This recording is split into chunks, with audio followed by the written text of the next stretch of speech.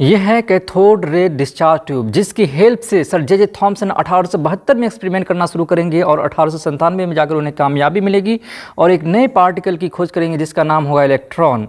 इससे पहले लोग 5 तत्व मानते थे, जैसे क्षितिज जल पावक गगन समीरा। उसके बाद दूसरे नंबर पे आता था कि डाल्टन ने कहा एटम जो स्मॉलेस्ट पार्टिकल है, लेकिन इलेक्ट्रॉन यहाँ पे सबसे स्मॉलेस्ट पार्टिकल होगा जब डाल्टन जे थॉमसन कहेंगे। तो उनके लिए उन्होंने क्या किया कि डिस्चार्ज ट्यूब का दौर चल रहा था, सभी साइंटिस्ट डिस्चार्ज ट्यूब में लगे थे। तो जे थॉमसन ने भी ट्राई किया और इलेक्ट्रोड पे 2 ट्यूब इलेक्ट्रोड फिट कर दिया, जिसका नाम, एक का नाम कैथोड, दूसरे का नाम एनोड, और उसमें इलेक्ट्रिसिटी पास करवा कर देखा, लेकिन कोई इफेक्ट नहीं पड़ा।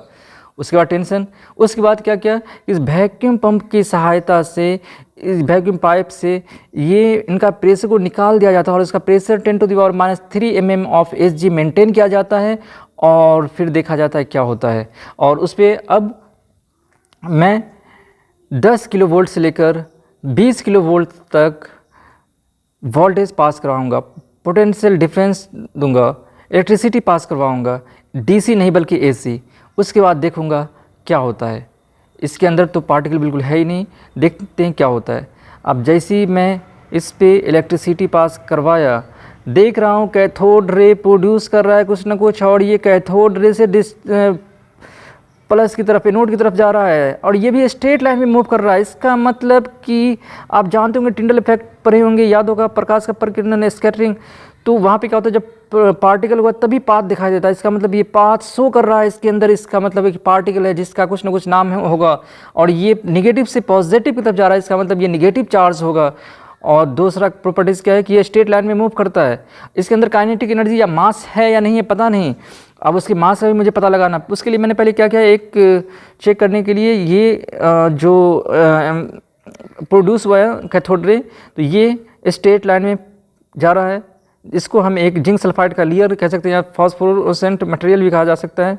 वो लगाने के बाद देखा इसमें एक स्ट्रेट लाइन में जा रहा है, और ये इसका मैंने नाम क्या दिया कि cathode ray travels in a straight line. उसके बाद मैंने इस पर जैसे ही एक फ़ैन लगा दिया, फ़ैन अगर इसको नचाता या नहीं नचाता, रोटेट करता या नहीं नचाता, और ये रोटेट करना भी शुरू कर दिया। इसका मतलब कि इसके अंदर काइनेटिक एनर्जी है। काइनेटिक एनर्जी का फॉर्मूला होता है 12 mv²। इसका मतलब मास, इसके अंदर मास भी होगा, और मास का भी पता हमें लग चुका है कि जो कैथोड रे है या इलेक्ट्रॉन है उसके अंदर कुछ ना कुछ मासेस है, जिसकी वजह से मास होगा तभी इसको रोटेट करेगा।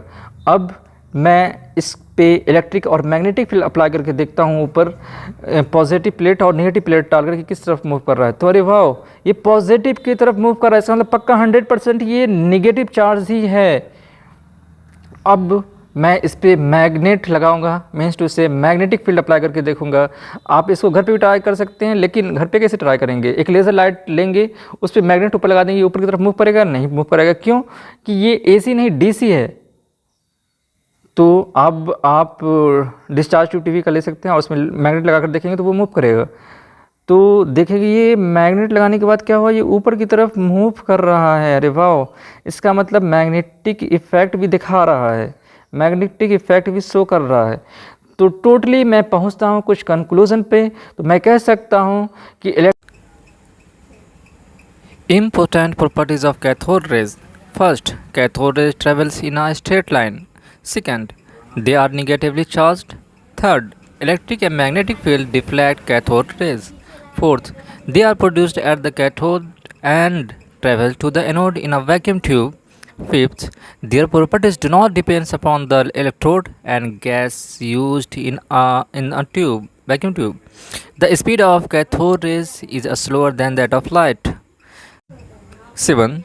The objects which are hit by cathode ray get heated. 8. Cathode rays are capable of penetrating through thin metal plate. Phosphorus generally glow when cathode ray fall on them. Gas